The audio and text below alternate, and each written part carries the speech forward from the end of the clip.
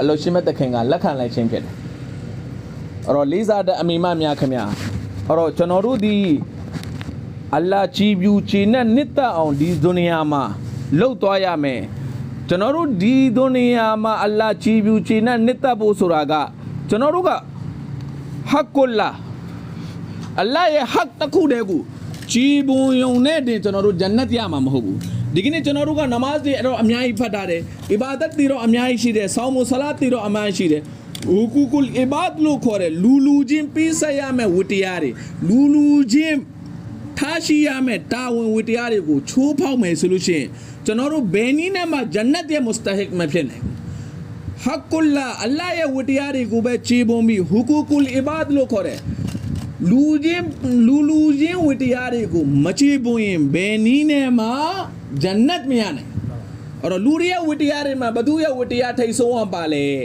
ကျွန်တော်ကသမီးဆိုလို့ရှိရင်အဖေရဲ့ဝတ္တရားအမေရဲ့ဝတ္တရားကနံပါတ်1ကျွန်တော်ကတပည့်ဆိုလို့ရှိရင်ဆရာရဲ့ဝတ္တရားကကျွန်တော်တက်နံပါတ်1ဆရာရဲ့ဝတ္တရားတွေကိုခြေပွန်ရမယ်ကျမကမယားဆိုလို့ရှိရင်ဇနီးဆိုရင်လင်းရဲ့ဝတ္တရားကိုခြေရမယ်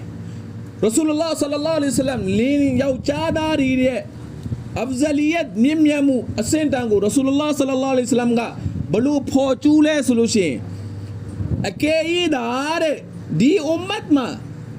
စဂျီဒါလောက်ဖို့အခွင့်အရေးပေးမယ်ဆိုလို့ရှိရင်ပြောလေပြောဘသူတွေ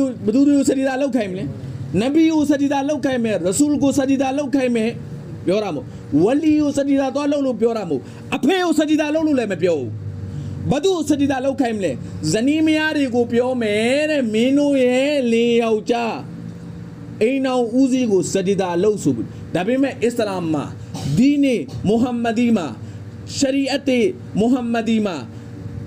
ဘယ်သူမှကိုစဂျီဒါလောက်ခွင့်မရှိတဲ့အတွက်လင်းယောက်ျားကိုလည်းစဂျီဒါလောက်ခွင့်မပေးထားဘူးအဲ့တော့လေးစားတဲ့အမေများမများခင်ဗျာဒီကနေ့ကျွန်တော်တို့ကျမတို့ဘာကြောင့်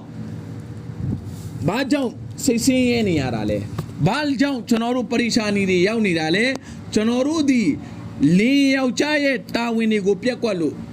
အဲ့လိုပဲကျွန်တော်ရဲ့တာ